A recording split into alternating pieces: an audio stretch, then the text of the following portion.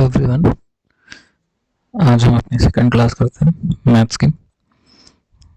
तो देखते हैं इस बार किस टाइप के क्वेश्चन करते हैं। देखिए, सबसे पहला क्वेश्चन दे रखा है, किसी भी एपी का प्रथम पद इतना है। तो हम लोगों ने पढ़ रखा है कि प्रथम पद को हम लोग कैसे दिखाते हैं, ए से। तो ए की वैल्यू दे रखी है कितनी, 5। अंतिम पद यानी एल दे रखा है कितना, 64। और सभी पदों का योगफल, तो योगफल को हम लोग ऐसे दिखाते हैं। पदों की संख्या पता नहीं है इसलिए एसएन दे रखा है कितना, 400। अब हमसे कह रहा है पदों की संख्या यानी एन निकालना है और सार्वंतर यानी डी की वैल्यू निकालनी है। कैसे करेंगे हम लोग, देखिए क्योंकि एल दे रखा है तो हम लोगों ने कहीं भी फॉर्मूला पढ़ रखा है, L is equal to A plus N minus 1 into D. ये पढ़ रखा है। तो लास्ट टर्म कितना दे रखा है, 64। फर्स्ट टर्म कितना दे रखा है, 5 plus N minus 1 into D. इसको उधर भेज देंगे तो 64 माइनस 5 इज इक्वल टू कितना, एन माइनस 1 इंटू डी। ये कितना आ गया, 59। यानी यहां से हमारी एक वैल्यू पता चल गई कि एन माइनस 1 इंटू डी की वैल्यू कितनी आ जाएगी, इतनी। इसको हम लोग फर्स्ट इक्वेशन मान लेंगे। ये ऐसा हम लोग क्यों कर रहे हैं ये भी अभी आपको देखने को मिलेगा। अब नेक्स्ट स्टेप में क्या रहा है कि सम ऑफ एटम्स। तो पढ़ रखा होगा सम ऑफ एटम्स का formula n by 2 2a plus n minus 1 into D. ये आपने फॉर्मूला पढ़ा है ना। तो हम लोग क्या करेंगे, यहां से देखिए कैसे सॉल्व करेंगे। एसएन की वैल्यू दे रखी है कितनी, 400। ठीक है, एन हमको चाहिए, ए की वैल्यू दे रखी है 2 इंटू 5 और एन माइनस 1 इंटू डी, ये कितना निकल रहा है यहाँ से, 59। ये वैल्यू पुट कर दी तो 400 एन बाई 2 2 5 से 10 प्लस 59 कितना हो जाएगा ये, एन बाई 2 69 400। यहाँ तक तो कोई दिक्कत नहीं भाई, हमने वैल्यू रखनी चालू कर दी। एन माइनस 1 इंटू डी हमने पहले ही वैल्यू निकाल ली थी, वो उठा करके यहाँ पे पुट कर दी। अब हमें यहाँ से एन की वैल्यू कह रहा है तो हम क्या करेंगे, इसका क्रॉस मल्टीप्लाई। तो ये कितना आ जाएगा, ठीक है। तो ये कितना आ जाएगा, हम लोगों ने लिखा है 400 upon 1 is equal to N by 2 into 69। Cross multiply करिए तो 400 into 2 is equal to N into 69। तो एन की वैल्यू कितनी आ जाएगी, 800 अपॉन 69। अगर आप इसको सॉल्व करेंगे तो एन की वैल्यू कितनी आ जाएगी, यहाँ साइड में डिवाइड करके देखते हैं।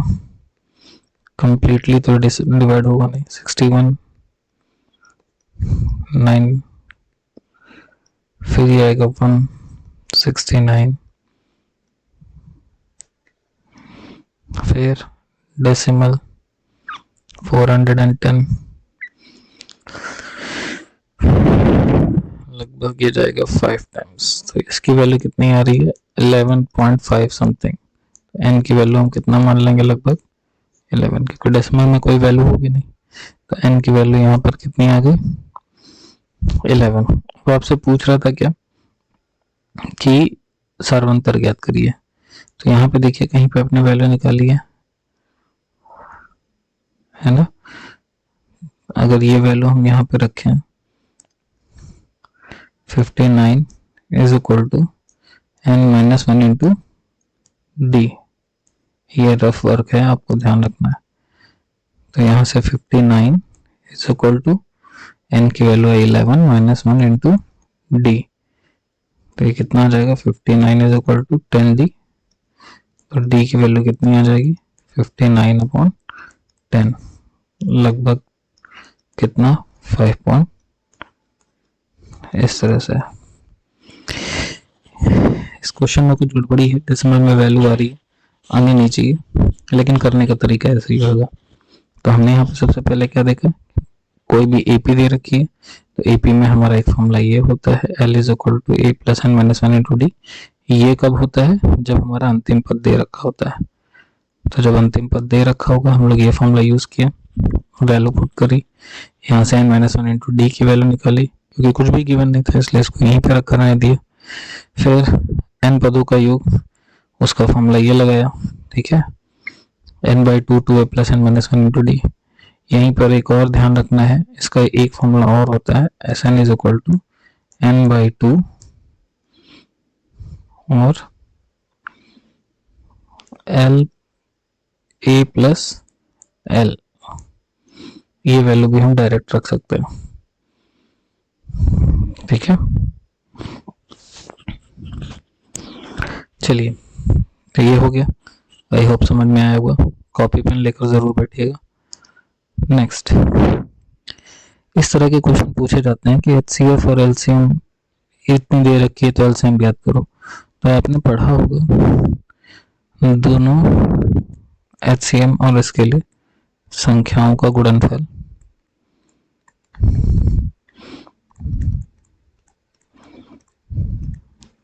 बराबर LCM इंटू HCF। तो दोनों संख्याएं कितनी दे रखी हैं, एक है 99, एक है 153। HCF दे रखा है, LCM हमें निकालना है।